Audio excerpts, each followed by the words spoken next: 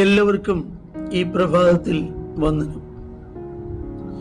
യൂദയുടെ ലേഖനം 5-ാം വാക്യം, നിങ്ങളോ സകലതും ഒരിക്കൽ അറിഞ്ഞുവെങ്കിലും നിങ്ങളെ ഓർപ്പിപ്പാൻ ഞാൻ ഇച്ഛിക്കുന്നത് എന്തെന്നാൽ, കർത്താവ് ജനത്തെ മിസ്രയീമിൽ നിന്ന് രക്ഷിച്ചിട്ടും വിശ്വസിക്കാത്തവരെ പിന്നത്തേതിൽ നശിപ്പിച്ചു.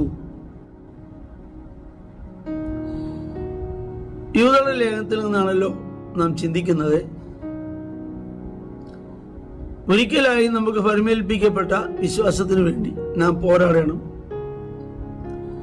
എന്ന് നാം ചിന്തിച്ചു.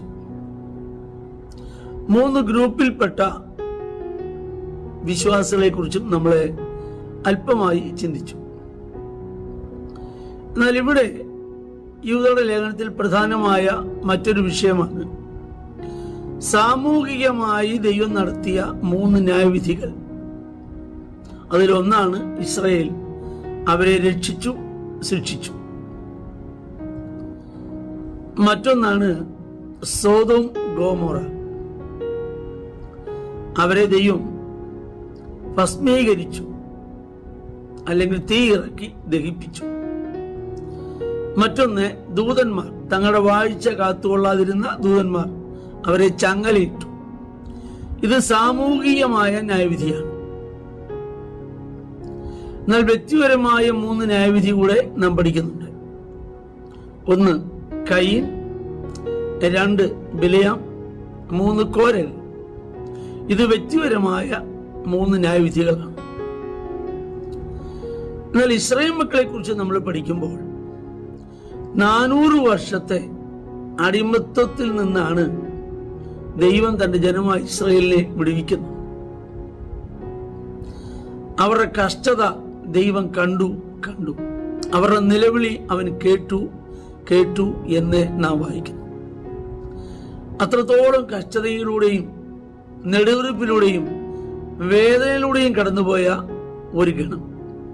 അവരെക്കുറിച്ച് നാം ആവർത്തന പുസ്തകം മറ്റും വായിക്കുമ്പോൾ മിസ്രയീമിന്റെ ഇരുമ്പുലയിൽ നിന്നെന്നാണ്, ഇംഗ്ലീഷിൽ അയൺ ഫർണസിൽ നിന്ന് ഞാൻ നിങ്ങളെ വിടുവിച്ചെന്നാണ്. സത്യത്തിൽ അയൺ ഫർണസിൽ വീണാൽ ചാരമായി പോകും, പിന്നെ തിരിച്ചു കിട്ടുകയില്ല. അതുപോലെ ഇസ്രായേൽ മക്കൾ മിസ്രയീമിൽ കഴിയേണ്ടി വന്നവരാ. തലമുറകൾ പോലും ആൺകുഞ്ഞുങ്ങളായാൽ അവരെ വളർത്താനുള്ള ഭാഗ്യം അവർക്ക് ലഭിച്ചിരുന്നില്ല. അത്രത്തോളം അയൺ ഫർണസ്, ഇരുമ്പുലയിലാണ് അവർ കിടന്നിരുന്നത്. എന്നാൽ അവിടെ നിന്ന് അത്ഭുതകരമായി ദൈവം അവരെ വിളിച്ചു വേർതിരിച്ചു. 400 വർഷത്തെ അടിമത്വം മാറ്റാൻ ദൈവത്തിന് ഒറ്റ രാത്രി മതിയായിരുന്നു. ഒറ്റ രാത്രി കുഞ്ഞാറിനെ അറുത്തു. അന്ന് രാത്രി അവർ പുറപ്പെടുകയാണ്.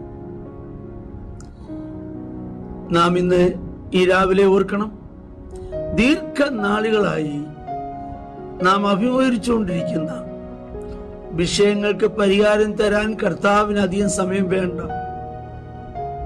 വർഷങ്ങളായി നാം അഭിമുഖീകരിക്കുന്ന വിഷയങ്ങൾക്ക് പരിഹാരം തരുവാൻ കർത്താവിന് അധികം നാഴിക വേണ്ട. കർത്താവിന് സ്തോത്രം. അപ്പോൾ ഇവിടെ നാം മനസ്സിലാക്കുമ്പോൾ അവരെ ഇത്ര അത്ഭുതകരമായി കൊണ്ടുവന്ന ഈ ജനത്തെ പിന്നത്തേത് അവൻ ശിക്ഷിച്ചു, അല്ലെങ്കിൽ നശിപ്പിച്ചു. എന്താണ് കാരണമെന്ന് അപ്പോസ്തലനായ പൗലോസ് കൊരിന്ത്യ ലേഖനത്തിൽ അത് വെളിവാകുന്നുണ്ട്. അവർ തിന്മാനും കുടിക്കാനും ഇരുന്നു, കളിക്കാൻ എഴുന്നേറ്റു. അവർ പരസംഗം ചെയ്തു, ദുർമോഹികളായി, പിറുപിറുത്തു. ഇങ്ങനെ പല തെറ്റുകളാണ് അവരെ കുറിച്ച് പറഞ്ഞിരിക്കുന്നത്. അവരെ 40 വർഷം അനുഭവം നടത്തിയതിന്റെ ഉദ്ദേശം തന്നെ നാം ആവർത്തന പുസ്തകം വായിക്കുമ്പോൾ അവരുടെ ഹൃദയത്തിൽ ഇരിക്കുന്നത് അറിയുവാൻ വേണ്ടിയായിരുന്നു ദൈവം വരെ നടത്തിയത്. അപ്പോൾ അന്നേരമാണ് അവരുടെ ഹൃദയത്തിൽ ഇരുന്ന പലതും പുറത്തു വന്നത്. അവരെ കൊല്ലുവാനായിരുന്നില്ലല്ലോ മരുഭൂമിയോട് കൊണ്ടുവന്നത്. മോശ അവർക്ക് വേണ്ടി ഇടിവിൽ നിന്നില്ലേ? എത്ര അത്ഭുതകരമായിട്ട് ഇതുപോലെ അത്ഭുതം കണ്ട ഒരു ജനത, ഒരു ജാതി ലോകത്ത് പറയുന്നുണ്ട്. അവരുടെ മുമ്പിൽ ചെങ്കടൽ വിഭാഗിക്കപ്പെട്ടില്ലേ? ചെങ്കടൽ വിഭാഗിച്ചതിനെ കുറിച്ച് തിരുവെഴുത്ത് പറയുന്നത് ദൈവത്തിന്റെ കൈ മോശയുടെ വലങ്കൈമേൽ വെച്ചു. എന്നിട്ട് യെശയ്യാപ്രവാചകൻ എഴുതിയിരിക്കുന്നത് ചെങ്കടൽ 7 വഴിയായി തിരിഞ്ഞെന്നാണ്. എന്ന് പറഞ്ഞാൽ ഇത്രയും ജനങ്ങൾക്ക് ഒരു വഴിയിലൂടെ പോകാൻ ബുദ്ധിമുട്ടുണ്ടാകും. 7 വഴി ഒരുക്കപ്പെട്ടു. എത്ര അതിശയകരമായിട്ടാണ് അവരെ ദൈവം നടത്തിയെന്ന് ഓർക്കുക. എന്നിട്ട് ദൈവം അവരെ മരുഭൂമിയിൽ തള്ളിയിട്ട് കളഞ്ഞു. നമ്മുടെ ജീവിതയാത്രയിൽ ദൈവം നമ്മെ രക്ഷിച്ചത് ശിക്ഷിക്കാനല്ല. നാം ശിക്ഷയിൽ നിന്ന് രക്ഷപ്പെട്ടവരാണ്. ദൈവം നമ്മെ വിടുവിച്ചത് നശിപ്പിക്കാനല്ല, നിത്യതയോളം കൊണ്ട് എത്തിക്കാൻ വേണ്ടിയാണ്. ആകയാൽ ഈ മരുഭൂമി യാത്രയിൽ അലച്ചിലുകൾ ഉണ്ടാകും, ക്ലേശങ്ങൾ വരും, ഭാരങ്ങൾ ഉണ്ടാകും. ഒരിക്കലും തളർന്നു പോകാതെ, ക്ഷീണിച്ചു പോകാതെ അന്ത്യം വരെ തുടരുവാൻ നമുക്ക് ദൈവത്തിനെ സമർപ്പിക്കുകയും പ്രാർത്ഥിക്കുകയും ചെയ്യാം.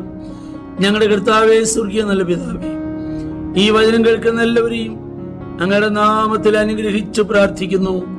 യേശുവിൻ നാമത്തിൽ തന്നെ, ആമേൻ. ദൈവം നമ്മെ എല്ലാവരെയും താളമായി അനുഗ്രഹിക്കട്ടെ.